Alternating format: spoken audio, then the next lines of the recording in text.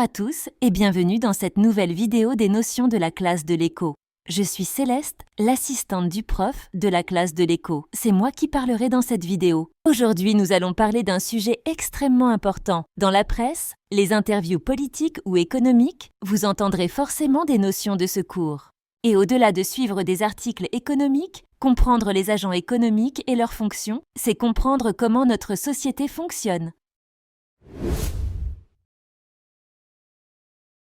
Un agent économique est une personne ou une entité qui participe à l'activité économique.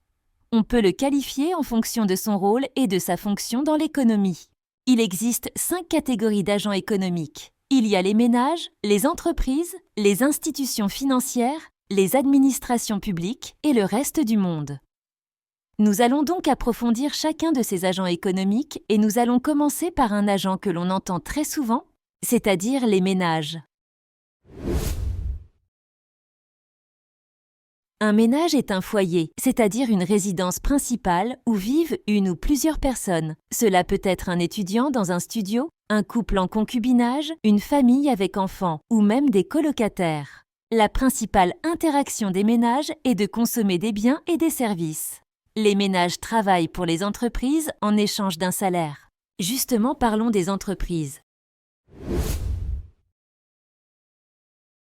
Les entreprises ont pour principal but de réaliser un profit. Elles réalisent un profit en vendant des biens et des services. Une entreprise crée des emplois et donc de l'activité économique qui est le moteur de la croissance dans un pays. Les créations d'emplois dans les entreprises sont très liées au chômage et donc à la santé financière du pays. Nous l'avons vu précédemment qu'il était possible de classer les entreprises de plusieurs manières. Nous avons vu le chapitre 2 qu'il était possible de les classer par secteur d'activité ou secteur professionnel. Mais nous pouvons aussi les classer par statut juridique comme les entreprises individuelles, les sociétés à responsabilité limitée, etc. Nous pouvons aussi classer les entreprises par taille de salariés. Nous pouvons avoir des classements par chiffre d'affaires, bénéfices, mais tout cela nous le verrons dans une autre vidéo. Les entreprises peuvent emprunter de l'argent, c'est d'ailleurs une bonne transition. Les institutions financières se divisent en 2 catégories. Il y a les banques et les assurances. La principale fonction est de collecter de l'argent, ce sont les dépôts des ménages et entreprises, et le redistribuer sous forme de prêts auprès de certains agents économiques. Quand vous contractez un prêt bancaire, il y a une partie du remboursement du capital, le capital est la valeur du produit que vous avez acheté, et aussi une partie sous forme d'intérêt. En gros, ce sont des frais mensuels supplémentaires, suite à l'emprunt. Un autre point important, la Banque centrale européenne régule la masse monétaire et les taux d'intérêt pour contrôler l'inflation et maintenir la stabilité économique. Elles prennent des décisions pour éviter les fluctuations économiques importantes et pour stabiliser la valeur de la monnaie. En gros, vous l'avez vu ces dernières années, l'inflation s'est installée dans notre vie quotidienne. Les institutions financières centrales mettent tout en œuvre pour avoir une inflation relativement basse afin de ne pas trop avoir d'augmentation des prix sur les biens et les services. Nous aborderons le sujet de l'inflation et du pouvoir d'achat dans une autre vidéo. Les assurances collectent l'argent auprès de certains agents économiques afin de redistribuer une partie en cas d'accident ou de mésaventure. Par exemple, une maison qui est cambriolée, l'assurance prendra en charge les réparations, voire même certaines compensations financières sur les biens volés. Un autre exemple est un accident de voiture. L'assurance prendra en charge les réparations en fonction de votre niveau d'assurance.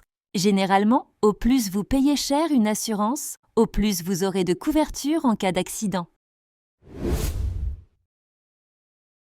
Les administrations publiques fournissent des services non marchands à la population. Ces services non marchands sont financés par des taxes et des impôts que les ménages et les entreprises paient. Il faut bien comprendre que les administrations publiques possèdent plusieurs niveaux de hiérarchisation. Les collectivités territoriales ou locales, ce sont des entités comme les communes, les communautés d'agglomération, les départements ou les régions. Elles ont des compétences spécifiques que l'État leur a confiées dans le cadre de la décentralisation. Elles sont gouvernées par des élus locaux. Les recettes, c'est-à-dire l'argent qui arrive dans les comptes des collectivités locales, proviennent des impôts locaux et des aides de l'État sous forme de subventions.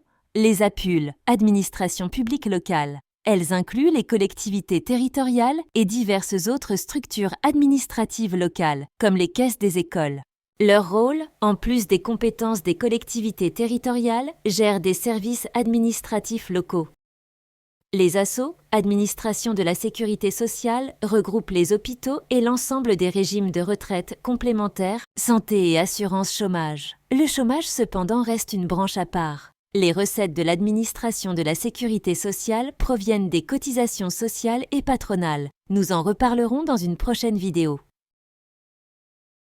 Les APUC, Administration publique centrale, regroupent l'État et tous ses ministères, ainsi que divers organismes. Météo, Pôle emploi, universités, les décisions s'appliquent à l'échelle du territoire. Les recettes des administrations publiques centrales proviennent de la TVA, des impôts sur les revenus, impôts sur les sociétés, etc. Nous reviendrons aussi sur le sujet de la redistribution dans une prochaine vidéo. On constate donc que cette pyramide de décision est importante pour que chacun puisse être autonome en fonction de l'importance des décisions politiques et économiques. Au plus la décision est centralisée, au plus cette décision s'adresse à un plus grand nombre d'agents économiques. L'administration publique est aussi un agent économique qui permet de réguler ce qui provient des autres pays. Donc le dernier agent économique que nous aborderons est le reste du monde. Le reste du monde, c'est tout ce qui ne provient pas de la France. En gros, ce sont tous les importations et exportations. Une exportation correspond aux ventes des agents économiques françaises à l'étranger, alors qu'une importation correspond aux achats des agents économiques à l'étranger. Donc quand on importe, on ramène quelque chose d'un autre pays. Quand on exporte, on envoie quelque chose dans un autre pays. Le tourisme est aussi un échange économique important entre les ménages et le reste du monde. Évidemment, les échanges économiques entre ces différents agents économiques ne s'arrêtent pas qu'à ce qui est expliqué dans cette vidéo, car ce sera le sujet du chapitre 5 sur les échanges des agents économiques. N'oubliez pas que des notions se croisent entre les chapitres. Dans cette vidéo, nous n'avons pas abordé différents sujets qui seront dans le chapitre sur les dépenses des ménages et le chapitre de la redistribution de la richesse. Je vous invite à regarder ces vidéos pour approfondir les sujets effleurés. N'hésitez pas à vous abonner pour ne rien rater de cette série des notions de la classe de l'éco. Je vous dis donc à très bientôt pour une nouvelle vidéo.